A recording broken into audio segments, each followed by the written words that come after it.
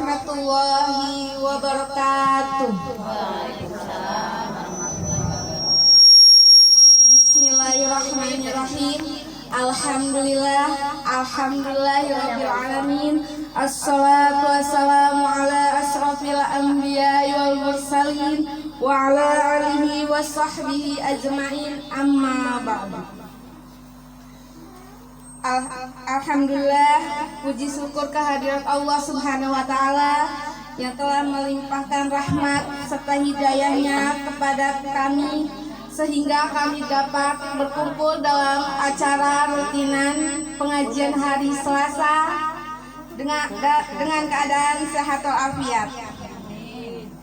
Salawat serta salam senantiasa kita junjungkan kepada Nabi besar kita, Nabi Muhammad,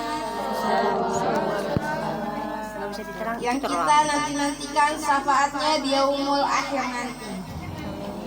Ibu-ibu sekalian, di sini saya akan berceramah mengenai 3 penyebab ikhlas itu berat.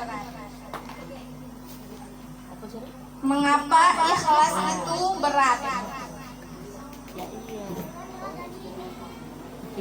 Mungkin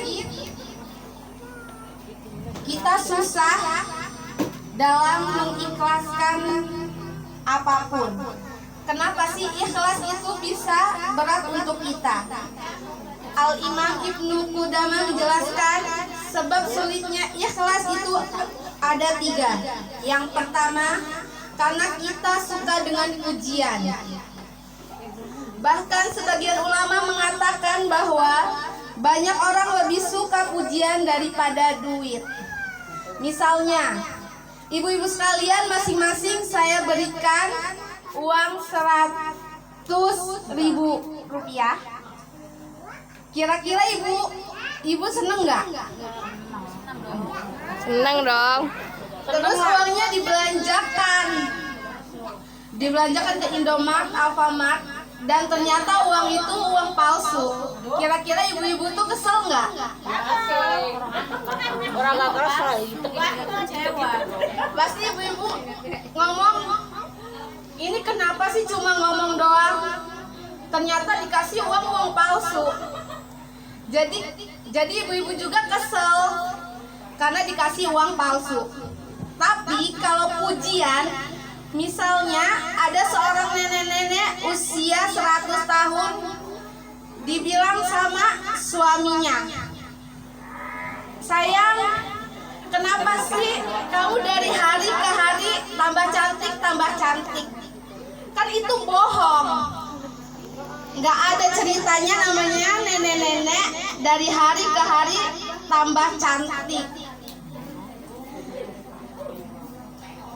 Jadi bagaimana kecintaan manusia terhadap pujian, dan ini yang harus ditinggalkan. Karena apa? Karena penyakit kronis dalam keikhlasan itu adalah riya. Ibu-ibu sekalian, ada yang tahu nggak riya itu apa? Al-Hafiz Ibnu Hajar radhiyallahu anhu mengatakan, riya itu memperlihatkan amalan di hadapan manusia agar dipuji oleh mereka. Pujian lagi. Lalu penyakit keikhlasan itu apa? Sum'ah. Ada yang tahu nggak sum'ah itu apa? Definisi dari sum'ah. Sum'ah itu artinya memperdengarkan amal ibadah agar manusia tahu dan dia puji kita lagi, pujian lagi. Ini yang jadi masalah karena kita suka dipuji orang.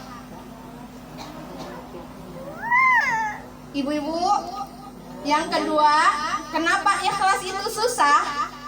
Karena tabiat kita itu tamak terhadap dunia. Suka banget sama dunia.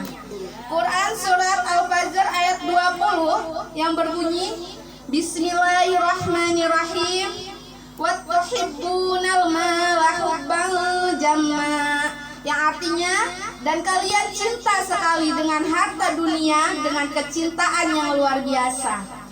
Nabi SAW mengatakan, kalau seorang anak Adam memiliki emas sebanyak sebuah lembah, dia akan mencari lembah emas yang kedua. Dan kalau dia mencari kedua, dia akan mencari lembah emas yang ketiga. Kapan ini akan berakhir? Nabi mengatakan, dan tidak ada yang mengisi perut anak Adam sampai penuh kecuali tanah. Maksudnya apa?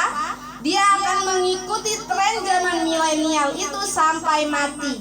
Ini yang bisa menyelewengkan kita kepada ketidakikhlasan.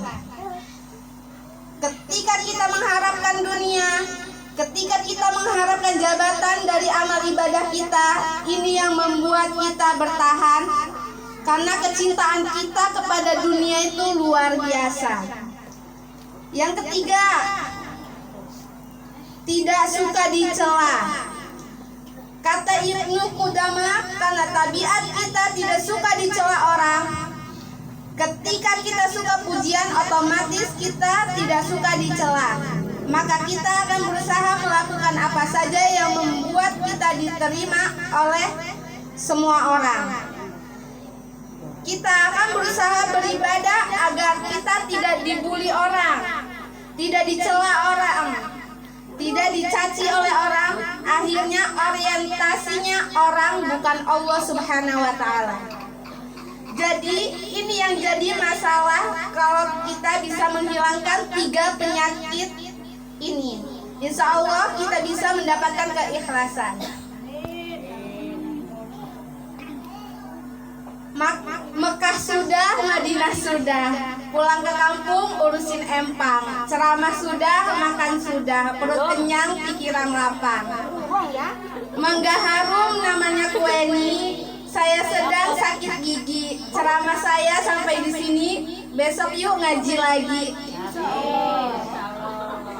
Sekian dari saya, apabila ada salah kata saya mohon maaf kepada Allah Subhanahu wa Ta'ala, dan saya mohon maaf kepada ibu-ibu semua. Saya akhiri, wabillahi taufiq wal hidayah. Wassalamualaikum warahmatullahi wabarakatuh.